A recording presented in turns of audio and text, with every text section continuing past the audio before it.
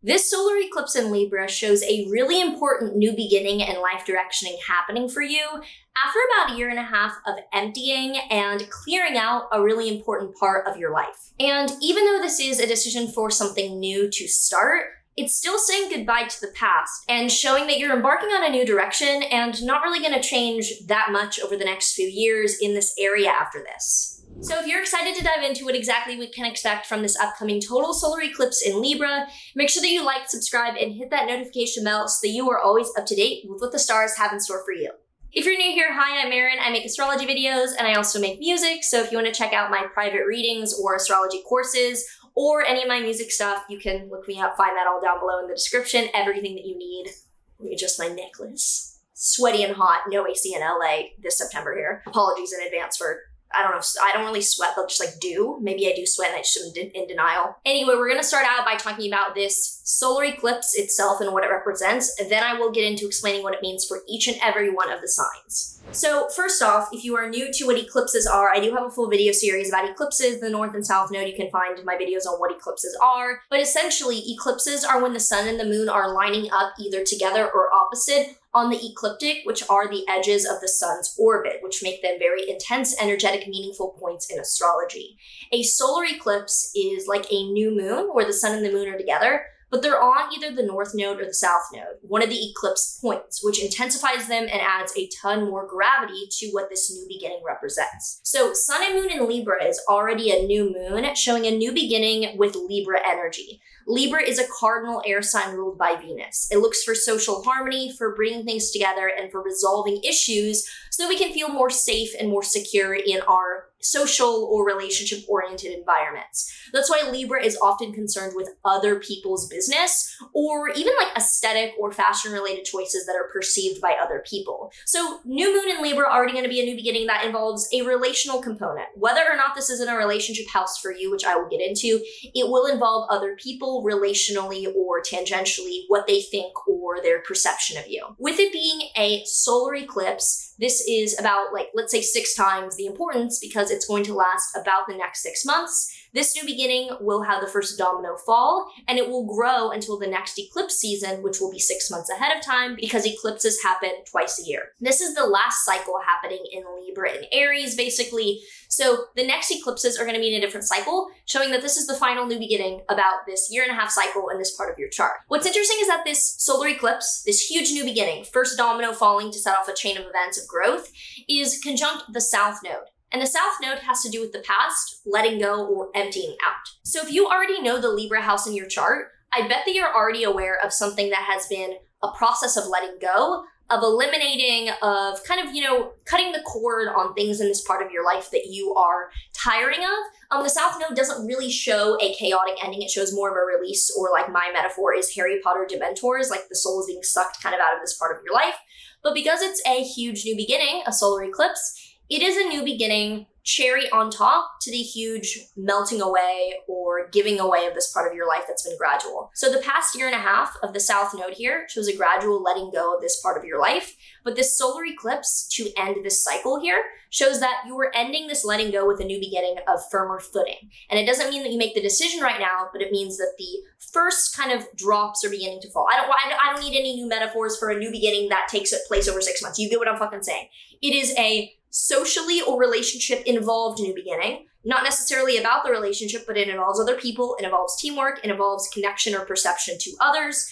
That is, even though you've gotten rid of a lot, this is the new beginning that you are looking to restart from. And about a year ago, there was also a solar eclipse here. However, it was not as exact, which means that a new beginning around career that started about a year ago from now is more firmly and more finally imprinting. So this is happening on October 2nd at 11:48 a.m. Pacific time. It'll be early in the afternoon Eastern time in the US.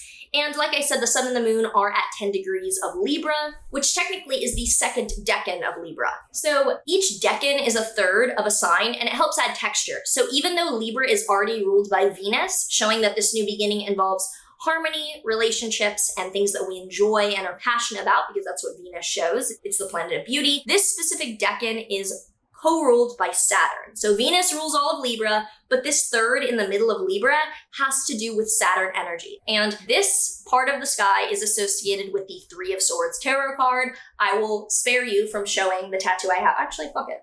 Can we show it? There, you can see it. I didn't have to do anything explicit or anything weird in this video. There, Three of Swords tarot card, because literally, if you know my life or maybe have seen my chart, like betrayal is just, I'm not going to make it a fulfilling prophecy, but to say I trust the wrong people is just insane. So I have it tattooed and shit. But this part of the sky, the second decan of Libra, is associated with the Three of Swords tarot card, also known as the Lord of Sorrow, because it's often a part of the sky that involves betrayal or the distrust of someone. When this card or this part of the sky is activated, I like to think of contracts, agreements, or issues in trust that require a new start. So this is probably a really important new beginning, but one that is built on shaky ground or not trusting another party or the overall context involved. And with this being a final eclipse on the South Node, it might be the final energy of you cutting ties with a group or an agreement or a situation in order to firmly find your new footing. I know that, for example, for me, I'm expecting this to be a business agreement and something that will make sense to land around this time. And it will firmly conclude a previous chapter of a business agreement circumstance that I had over the past year and a half or so that I have been trying to get rid of in order to, get this new situation. So it would make sense that the finality as that closes would be the new chapter, and similarly for you in an area of your life, it could be similar. This solar eclipse is very close to Mercury. Mercury is also in Libra, about 1 degree away from the sun and the moon. And Mercury is close enough to be considered under the sun's beams or combust. Whenever Mercury is very close to the sun, or any planet really, it shows being blinded, being hidden, or something being obscured. It's like looking to a bright light, you are being obscured. So with Mercury there, even though Mercury in Libra is fine, and it's really not an issue, it's not a problematic placement, it shows diplomacy and justice trying to be achieved through communication. Having it under the sun's beams shows me that communication and being clear with words during this time might be obscured or unclear. This is different from Neptune. I don't see dishonesty and I don't see fuzzy delusion. I see literally blockages in the ability to explain or comprehend the information at hand, and there could be literal blockages and like you are blinded. Not in a delusion way, but in a literal distraction way. That's a good way to explain it. Like how when you're driving, sometimes your blind spot is not just the corner that you can't see. It is literally when there's an ambulance coming this way and then you don't see that there's a pedestrian that's jumping on your car over here because you're literally directed towards the big energy. So communication might be obscured or made delayed and difficult during this time. It can be compared to a retrograde. I've read that some ancient astrologers compared it to a retrograde. I wouldn't really say that I don't like comparing things at all. I think that they're their own energy. But if you think about miscommunications or obscurity that later is resulting in, having to be fixed, that could be a component of this. So this is also squaring Mars in Cancer within about 5 degrees. That is my least favorite part of this entire fucking thing. It's not a bad eclipse necessarily up front, but squaring Mars and having that present with Mars and its fall in Cancer, I don't like. So Mars in Cancer is already particularly passive-aggressive, circuitous, and indirect with the way that it solves problems. I really don't like that, and no one does because it's in its fault. Doesn't mean if you have this placement, you're a bad person or anything, it can be helped. But on its own, it is at a deficit of help because it is circuitous and unable to resolve things directly. And I even know this. I found myself, I'm not a passive-aggressive person. I am a autism text direct, please don't hate me person. And I've even been like, oh my God, how do I say this in a nice way? Do I want to, get by this person's? No, bitch, be direct. So with this squaring Mars, I fear that part of this new beginning is going to involve passive-aggressive disagreements with people. Particularly with Mercury squaring Mars even tighter, I would say be careful about disagreements with people, be careful about contracts that you disagree with, be careful about frustration and conversation that is passive-aggressive and mean. I don't like this, and that's about that. Mars is also opposite Pluto loosely by sign, with Pluto now back in Capricorn. It's not close enough for me to really care, but do be careful about manipulation and triangulation with part of this disagreement. You might be in a position where you're like, oh, do I pull a little bit of a trigger here? Do I play a little chess game? Let's not. Thankfully, this solar eclipse will be trine Jupiter in Gemini by sign, but it's over 10 degrees away. It's pretty loose. However, I do like getting a superior trine from Jupiter. It's not applying, it's separating, but basically Jupiter trine this solar eclipse shows benevolence and opportunity and growth at the utmost positive degree at the end of the day. So even though I do not like the frustration, argumentativeness, communication stuff, this is nice. This shows me okay, at the end of the day, you're getting help and you're getting benevolence. This is a positive, really good new beginning for you. Venus is in Scorpio, showing there's kind of a more dark, intimate, under the table kind of value system here that looks a little bit more intimate and together rather than like larger than life. There's a little bit of a darker vibe here. But Venus is trine Saturn. I do like this for maturity in the way that you're dealing with it. It doesn't mean that everyone is direct or that everyone is honest or everyone is on top of their shit, but there is maturity and values. So I always say this, that no matter what the eclipse is, good or bad, whatever, I do not recommend intentionally manifesting. I said that with a really weird accent. I do not recommend intentionally manifesting. We're obviously always manifesting whatever we can stop with. You don't like, that's not what I'm saying. I mean intentional beginnings, intentional starts, intentional of signing contracts, making an initiative. I don't do it around eclipses. I don't recommend that you do it. It's kind of like trying to light a match with a wildfire. Like you're going to have that start in your life. You don't need to add any extra, no, don't. You can do whatever the fuck you want to do. I get accused of like fear mongering with eclipses. No, I'm not saying anything bad's going to happen. I'm just saying like, if I were you, I would do this. But then people, I fuck around and find out. I usually try to like start something and just see what happens. It has never turned out well. And I forget that I started it. And then I remember that, I signed this contract I'm even remembering now. I'm remembering now what occurred when this eclipse season began. And actually, if I were you, I would not. Not that it is, you just get in over your head. That's the way I describe it. I'm an eclipse baby. I was born like right after a solar eclipse. And it was actually the eclipse that Bill Clinton and Monica Lewinsky had an affair under. That was apparently like the scandal. Because usually some scandal comes out in the world under eclipses, something, important, or usually a person in power gets ridiculed. They used to be killed in ancient times. Now they're just like defamed. But I would say as an eclipse baby, I don't recommend that you manifest. I would say see what comes your way and take the momentum and keep going. It doesn't mean don't act. It doesn't mean stay in your house and don't act. It just means like I wouldn't sign the marriage contract, or I wouldn't sign the LLC, whatever the fuck people do for business shit these days. So if you already have any comments or things to say about this eclipse cycle and what it's coming up for you, let me know in a comment down below, and let's get into what it means for the signs. So if you're an Aries rising, this is in your 7th house of committed relationships. This looks like an important relationship is the beginning of being serious and really life-changing. It could also be that you are joining with someone that will eventually lead to an important contract or partnership. If you're a Taurus rising, it's in your 6th house of physical health and coworkers.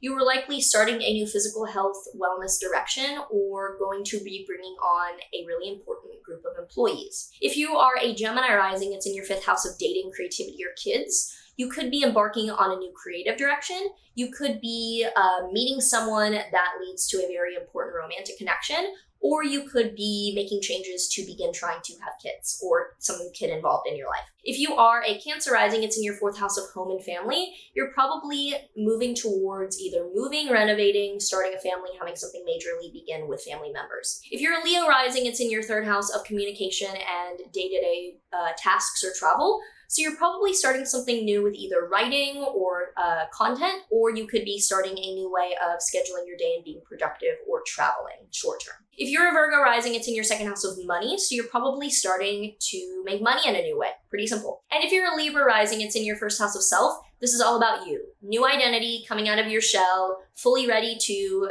feel firm in what you stand for, how you look, or how you present yourself. If you're Scorpio rising, it's in your 12th house of mental health. You're probably going to make a decision to take care of your mental health, work through an issue, an addiction, or go towards the spiritual path in a very specific way to benefit yourself. If you are a Sagittarius rising, it's in your 11th house of networking or social connections. So you're probably going to lead towards joining an organization or a social group of people that is rather distinct. And if you are a Capricorn rising like me, this is in your 10th house of career. So new career direction that you are committing to or job opportunity. If you are an Aquarius rising, it's in your 9th house of long distance travel or higher education. You're probably either going to lead to moving internationally, or you are going to be studying something at a high level and you're beginning the process of that. And if you're a Pisces rising, it's in your 8th house of investments or the occult. So most of you are probably going to be making a large long-term financial decision that involves not just your own money, but investing or an asset. Some of you could be doing something with magic, the occult, or dead people. That's a very small percentage. So now let's pull a tarot card for what this means for everyone. Queen of Cups reversed. I don't really like this. So Queen of Cups upright is like the feminine energy filling you up with safety and fulfillment. It's like mom energy. That's how I think of Queen of Cups is like mom. Like you, like comfort, care, feminine energy of just, cuteness. This is showing that you are letting go or ending the reliance or connection to something that was emotionally filling you up. This doesn't need to be bad, and I think this has to do with the South Node. The South Node is literally like an empty cup. you can see it. It's like a horseshoe facing up. It shows emptiness. So I think that this is like the clearing out. And I think that I know that I won't give any, will not give any personal examples. This is, if you know this part of the plot in career. But like there was a tie to something that meant a lot to me. And literally I need this element, like this individual needs it. So it's like sad, but it's like, it has to happen. So it's kind of what's going on here. Like tied to them emotionally or that, but like needs to go, needs to start over, empty out the cup.